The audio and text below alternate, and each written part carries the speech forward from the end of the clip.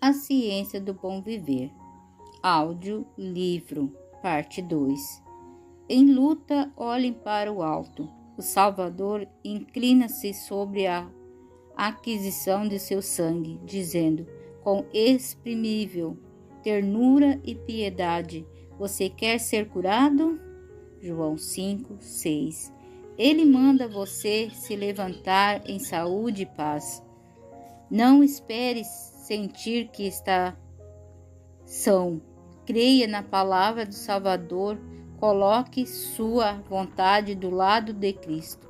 Determine-se a servi-lo e, agindo em obediência à sua palavra, você receberá força, seja qual for a má prática, a paixão dominante que, devido à longa condescendência, prende tanto a alma como o corpo. Cristo é capaz de libertar e Ele deseja fazer isso. Ele comunicará vida aos seres mortos em suas transgressões. Efésios 2, verso 1. Porá em liberdade o cativo, preso por fraqueza e infortúnio e pelas cadeias do pecado. Ó senso do pecado, tem envenenado as fontes da vida. Cristo, porém, diz, eu tirarei os seus pecados, vou dar paz a você. Comprei-o com meu sangue, você é meu. Minha graça fortalecerá a sua vontade enfraquecida. O remorso do pecado eu hei de remover. Quando você for atacado por tentações, quando perplexidade e preocupações o rodearem, quando de exprimível desânimo você se encontrar, preste a sede ao desespero. Olhe para Jesus e as trevas que envolvem vão se dissipar ao brilho de sua presença. Quando o pecado luta pelo predomínio em seu coração e sobrecarrega a consciência, olhe para o Salvador. Sua graça é suficiente para subjugar o pecado. Que seu grato coração, trêmulo de incerteza, se volta para ele. Apodere-se da esperança posta diante de você. Cristo espera adotá-lo em sua família. A força dele ajudará a sua fraqueza. Ele o conduzirá passo a passo. Coloque na mão dele a sua mão e deixe que ele guie você. Nunca julgue que Cristo está distante. Ele está sempre perto. Sua amorável presença está ao seu redor. Procure-o como alguém que deseja ter achado por você. Ele deseja que você não somente toque as vestes dele, mas que também caminhe com ele em constante comunhão.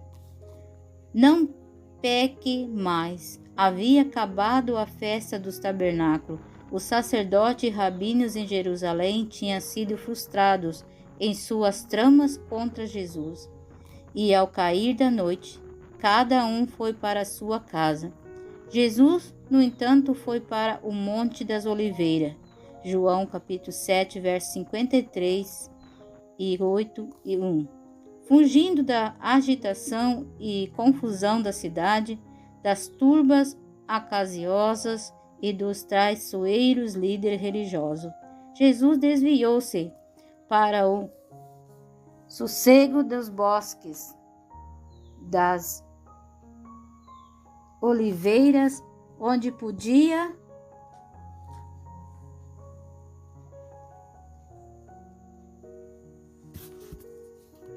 estar a sós com Deus. De manhã cedo, porém, voltou ao templo e, ajuntando-se ao povo em torno dele, sentou-se aos pés se ensinar. Foi logo interrompido. Um grupo de fariseus e escribas aproximou-se dele, arrastando consigo uma mulher, possuída de terror, a quem conveniência e dureza ocasionava de haver violado o 7º mandamento, e empurrando-a para a presença de Jesus, disseram, como hipócritas, manifestação de respeito: Mestre, esta mulher foi surpreendida em flagrante adultério. Na lei de Moisés nos ordenou que tais mulheres sejam apedrejadas, e o Senhor o que tem a dizer? João, capítulo 8, verso 4 e 5. Sua fingida reverência cobria uma trama assustante, tecida para causar a ruína de Jesus. Se Cristo absolvesse a mulher, seria acusado de desprezar a lei de Moisés. Se a declarasse digna de morte, poderia ser denunciado aos romanos como alguém que reclamava a autoridade que unicamente a eles pertencia. Jesus contemplou a cena, a trêmula vítima em sua vergonha, a fisionomia austera dos dignitários destituído de simples piedade humana, seu espírito de imaculada pureza como que recuou da triste espetáculo, sem dar nenhum sinal de haver ouvido a pergunta, curvou-se e, fixando os olhos no chão, pôs-se a escrever na areia, impacientes com sua doença e a aparente indiferença. Os acusadores aproximavam-se mais, insistindo em chamar a atenção para o assunto.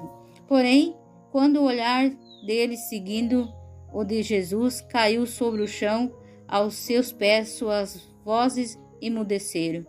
Ali, traçados diante deles, estava os criminosos segredos de suas vidas. Erguendo-se e fixando os olhos nos astuciosos anciãos, Jesus disse: Quem de vocês estiver sem pecado, seja o primeiro a atirar uma pedra nela. João 8, verso 7. E, inclinando-se, continuou a escrever. Ele não pusera de lado a lei mosaica e nem desrespeitará a autoridade romana. Os acusadores foram derrotados. Agora, havendo-lhe sido arrancadas as vestes de pretensa santidade, ali estavam culpados e condenados em presença de infinita pureza. Tremendo, não fosse oculta a iniquidade de sua vida, exposta perante a multidão. Cabisbaixos, retiraram-se furtivamente, deixando sua vítima com o compassivo Salvador. Jesus ergueu-se olhando para a mulher e disse: Onde estão eles? Ninguém condenou você? Ela respondeu: Ninguém, Senhor. Então Jesus afirmou: Também eu não a condeno. Vá e não peques mais. João 8, verso 10 e 11. A mulher estivera diante de Jesus, toda encolhida de temor. Suas palavras: Quem de vocês estiver sem pecado, seja primeiro a tirar uma pedra nela, soaram-lhe aos ouvidos como uma sentença de morte. Ela não ousava erguer os olhos para o rosto do Salvador, mas esperava em silêncio sua condenação. Com espanto, viu acusadores retirarem-se, mudos e confundidos. Então chegaram-lhe ao ouvido aquelas palavras de esperança: Também eu não a condeno, vá e não peques mais. Seu coração se enterneceu e, atirando-se aos pés de Jesus, ela soluçou seu reconhecido amor e, com amargo pranto, confessou seus pecados. Isso foi para ela o começo de uma nova vida, uma vida de pureza e paz, devotada a Deus. No reerguimento daquela alma caída, Jesus realizou um milagre maior do que na cura das mais terríveis doenças. Curou a doença espiritual que produz morte eterna. Aquela arrependida mulher tornou-se um de seus mais firmes seguidores. com abnegado amor e devoção, mostrou seu reconhecimento pela perdoadora misericórdia de Jesus para aquela desviada mulher. O mundo não tinha outra coisa senão desprezo e zombaria, mas aquele que é sem pecado se compadeceu de sua fraqueza e estendeu-lhe a ajudadora mão, enquanto os fariseus hipócritas acusavam. Jesus lhe ordenou: vá e não peques mais. Cristo conhece as circunstâncias de toda pessoa. Quanto maior a culpa do pecado, mais ele necessita do Salvador. Seu coração de divino amor e compaixão atrairá acima de tudo para aquele que se acha mais desesperadamente heredado nos laços do inimigo. Com o próprio sangue, ele assinou a carta de emancipação da raça humana. Jesus não deseja que fiquem desprestigiados até as tentações de Satanás. Os que por tal preço foram adquiridos, não deseja que estamos vencidos e venhamos a perecer. Aquele que fechou a boca aos leões na cova e andou com seus fiéis por entre as chamas de fornalha, está igualmente disposto a trabalhar em nosso favor, a subjugar todo o mal em nossa natureza. Hoje, ele está perante ao altar da misericórdia, apresentando diante de Deus as súplicas dos que desejam seu auxílio. Não repele nenhuma criatura chorosa, arrependida. Perdoa abundantemente a todos quantos vão a ele em busca de perdão e restauração. Ele não conta a ninguém tudo quanto poderia revelar, mas nada a toda a alma tremenda que tenha ânimo. Quem quiser pode apoderar-se da força de Deus e fazer as pazes com ele, e ele fará as pazes com essa pessoa.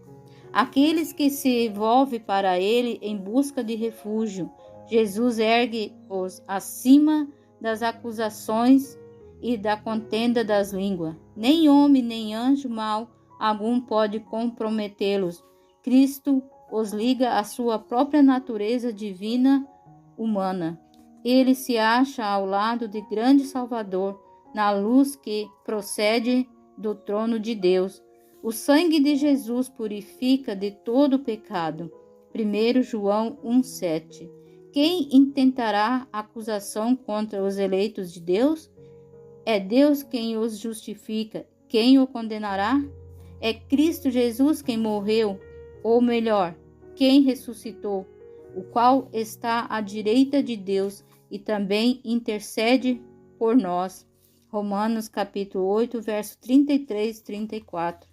Sobre os ventos e as ondas e sobre homens possessos de demônio, Cristo mostrou que tinha absoluto poder. Aquele que fez emudecer a tempestade e acalmou e revoltoso mar, comunicou paz à mente enlouquecida e subjugadas por Satanás. Na sinagoga de Cafarnaum, Jesus estava falando sobre sua missão de libertar os escravos do pecado. Foi interrompido por um urro de terror. Um louco precipitou-se para a frente por entre o povo, gritando: "O que você quer conosco, Jesus Nazareno? Você veio para nos destruir? Sei muito bem quem você é, o Santo de Deus." Marcos 1, verso 24. Jesus repreendeu o demônio, dizendo: "Cala-se e sai deste homem." O demônio, depois de ter jogado no chão, no meio de todos, saiu daquele homem sem lhe fazer mal. Lucas capítulo 4, verso 35. A causa da aflição desse homem se achava também em sua própria vida. Havia sido fascinado pelos prazeres do pecado e pensara tornar-se a vida um grande carnaval. A intemperança e a frivolidade perverterão os nobres atributos de sua natureza, e Satanás tomou inteira posse dele. O remorso veio muito tarde, quando ele teria sacrificado riquezas e prazer para reconquistar sua perdida varonilidade, tinha se tornado impotente nas garras do maligno. Na presença do Salvador foi despertado para almejar a liberdade, mas o demônio resistia ao poder de Cristo, e quando o homem tentava apelar para Jesus em busca do socorro, o mau espírito lhe colocou nos lábios as palavras e ele gritou em angústia de temor. O endemoniado compreendeu em parte achar-se em presença daquele que podia pôr em liberdade, mas quando tentou se colocar ao alcance daquela poderosa mão, outra vontade o segurou. As palavras de outro foram por ele proferidas. Foi terrível o combate entre o poder de Satanás e seu desejo de libertação. Parecia que o torturado homem devesse perder a vida na luta com o inimigo, que causara a perda de sua robustez, mas o Salvador falou com autoridade e libertou o cativo. O homem que estivera possesso achava-se agora perante o povo maravilhoso, no livre controle de si mesmo. Com voz de júbilo, deu louvores a Deus pelo livramento. Os olhos que pouco antes fulguravam com o brilho de loucura, cintilavam agora de inteligência e nadavam em lágrimas de reconhecimento. O povo emudecera, passamando assim que recuperaram as palavras, exclamavam uns para os outros: que é isto? Uma nova doutrina? Com autoridade, ele ordena aos espíritos imundos e eles obedecem? Marcos capítulo 1, verso 27. Jesus insiste. Multidões tão verdadeiramente sob o poder dos espíritos maus como estava o endemoniado de Cafarnaum. Todos aqueles que voluntariamente se apartaram dos mandamentos de Deus estão se colocando sob o domínio de Satanás. Muita gente brinca com o mal, julgando que o pode deixar quando quiser. Mas quem pensa assim é enganado mais e mais até que se encontra dominado por uma vontade mais forte que a sua própria. Não pode escapar ao seu misterioso poder, pecado secreto ou paixão dominante, o poder reter cativo, tão importante como se achava o endemoniado de Cafarnaum.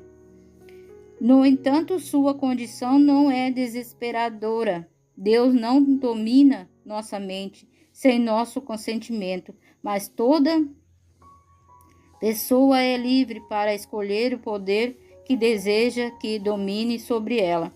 Ninguém caiu tão baixo, ninguém há que seja tão vil que não possa encontrar libertação em Cristo. O endemoniado, em vez de oração, só conseguia proferir as palavras de Satanás, porém o silencioso apelo de seu coração foi ouvido. Nenhum grito de uma alma em necessidade, mesmo sem ser enunciado em palavras, será desatendido. Os que concordam em entrar em aliança com Deus não são deixados entregues ao poder de Satanás ou à enfermidade de sua própria natureza. Será que alguém pode tirar o despojo de uma valente? Será que os presos podem fugir do tirano? Assim diz o Senhor: certamente os presos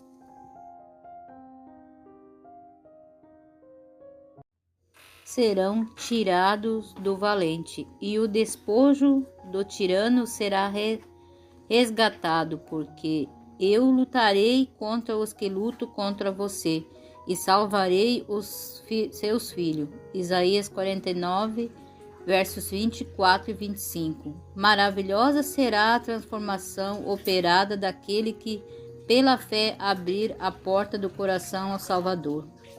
A autoridade do céu, assim como os 12 apóstolos, os 70 discípulos, a quem Cristo enviou, mais tarde receberão dons sobrenaturais como o selo de sua missão. Em seu nome, os próprios demônios se submetem a nós. Lucas capítulo 10, verso 17. Jesus respondeu: Eu via Satanás caindo do céu como um relâmpago. Lucas capítulo 10, verso 18. Dali em diante, os seguidores de Cristo deviam olhar Satanás como um inimigo vencido. Na cruz, Jesus ganharia a vitória para eles, e em vitória, ele desejava que aceitassem como sua própria. Eis, disse ele, que eu dei a vocês autoridade para pisar em cobras e escorpiões e sobre todo o poder do inimigo, e nada absolutamente lhe causará dano. Lucas capítulo 10, verso 19. O onipotente poder do Espírito Santo e a defesa de toda a alma contrita, Cristo não permitirá que ninguém que, em arrependimento e fé, haja clamado por sua proteção, quase para sobre o poder do domínio inimigo, e a verdade que Satanás é um poderoso ser. Mas graças a Deus temos um todo-poderoso Salvador, que expulsou do céu o maligno, Satanás. Se agrada quando magnificamos seu poder. Por que não falar de Jesus? Por que não engrandecer seu poder e amor? O arco-íris da promessa circundando o trono divino no alto é um perpétuo testemunho de que Deus amou o mundo de tal maneira que deu seu Filho unigênito, para que todo o que nele crê não pereça, mas tenha a vida eterna. João capítulo 3, verso 16. Ele testifica diante do universo que Deus nunca abandonará seus filhos na luta com o mal. É para nós uma garantia de força e proteção, enquanto durar o próprio trono.